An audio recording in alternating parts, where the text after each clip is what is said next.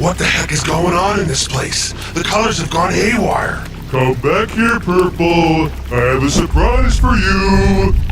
I don't need any more surprises from this place, Blue. Not even from you. Just gotta keep moving. I'll get to the bottom of this or die trying. Let go of me, Red. Wait, Red? Guess again. Blue? Is that you? What happened? I had an extreme makeover! Are you the one responsible for this place's colors getting all mixed up? In a way, but none of that matters. Your colors are gonna change too. I'm so excited to see whose color you get, but you'll just have to wait and see. I don't want to be a different color. I like being purple, being me. Too bad. You don't have a choice. None of us do. Not anymore. Allow me to explain just how the Rainbow Friends colors became swapped. It all started just yesterday. Red was, as usual, testing out his latest scheme to turn human again. I stood by and watched even as the ground shook and the earth quaked. I yelled for him to stop, that we should think about the consequences of our actions before moving onwards. Red ignored my shouts, and the experiment continued. His lab started to tear apart, as its walls and floors and everything within distorted and shifted colors. It was like being in a kaleidoscope. Under any other circumstances, I would have called it beautiful. All of these changes erupted from one singular point, one nexus. And from that nexus, a wave of energy blasted out. Red was the first to change. From the epicenter of the blast, the waveform sprung out. As it passed over Red's body, his colors began to shift uncontrollably. For a Rainbow Friend, you can imagine how traumatic this was for him. I could only watch in horror as he reached his arms out at me in a desperate attempt towards freedom. But I too was quickly swept under the influence of the wave. It was unimaginably painful. Losing my color, gaining it back, going through every spectrum of the rainbow along the way. It was like I was losing my identity, the very core of my being.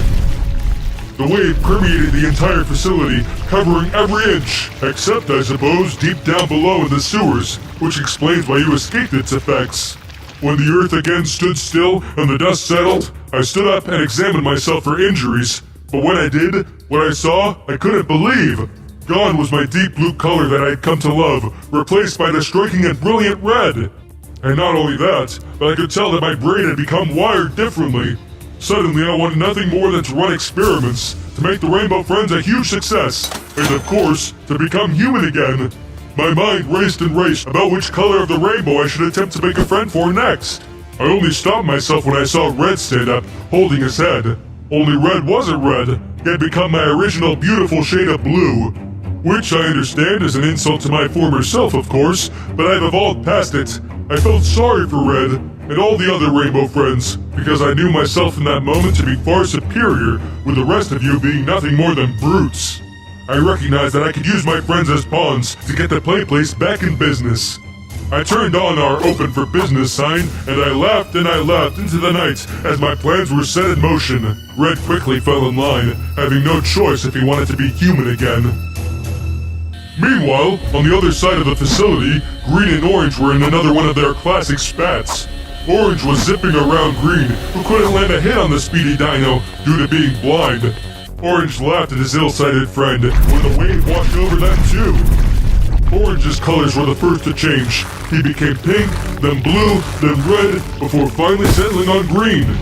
As he recovered from this painful ordeal, he realized that he could no longer see. He outstretched his arms and tried to make his way around, but found himself stumbling over everything around him. Green, on the other hand, had just undergone a transformation that he was entirely grateful for. He examined his new orange body with his now working set of eyes. He could see again. He was ecstatic. But that's not all. He was also hungry.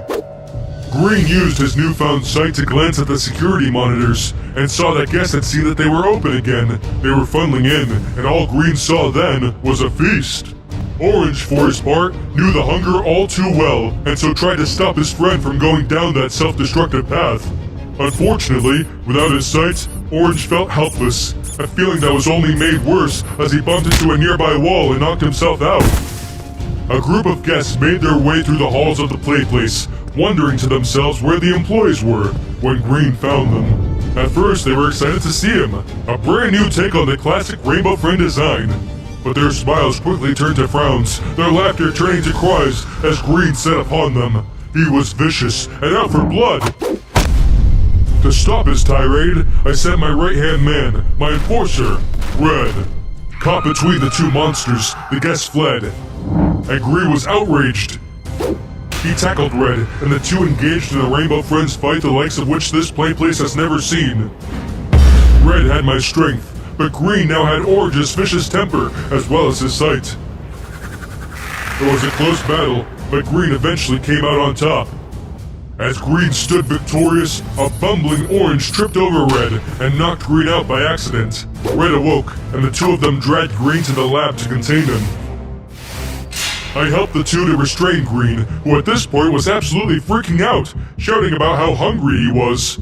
Despite this, I was able to re-engage my plans, and soon, the playplace was once again full of happy guests. It was like back when it first opened. With money flowing in, surely I'd be able to use the funds to research new developments and make us all human again. Unfortunately, Green was not on board. From the lab, he mustered the strength to break free from his restraints. Enraged and unruly, he began to completely trash the lab. As a result of his destruction, once more the nexus point from the previous experiment sprung to life, and the color wave returned. The wave shot out through the facility, and once again us Rainbow Friends felt its effects. But we weren't the only ones. The guests too were changing colors, convulsing on the ground in pain. As for us, we became feral, as Green had, and started chasing after the mutating guests, sending them running for their lives. I still don't know exactly what became of them. I wonder if their families accepted them back in. Regardless, us Rainbow Friends soon passed out. When the event was over, I alone woke up and glanced at my friends. I retained the color of red, and with it, his drive, his cunning, and so I got to work once more. I contained the remaining friends, their colors now twisted and shifting to no end. They're all now locked up in my lab. That's right, Blue's lab. I'm the new Red, and I'm in charge now. I've got them all, my Rainbow Friends, all of them except for you. Now, Blue, be reasonable. Can't you just let me go? Sounds like Red's not even in control anymore. You don't have to follow in his footsteps. You're right, I don't have to. I want to. You're just as much of a monster as he is. All right then, do your worst. With pleasure. What the? Another wave? Why? No! No! Ha! Take that! No! Phew! Me again. That was a close one. Sorry about that, Purple. Purple?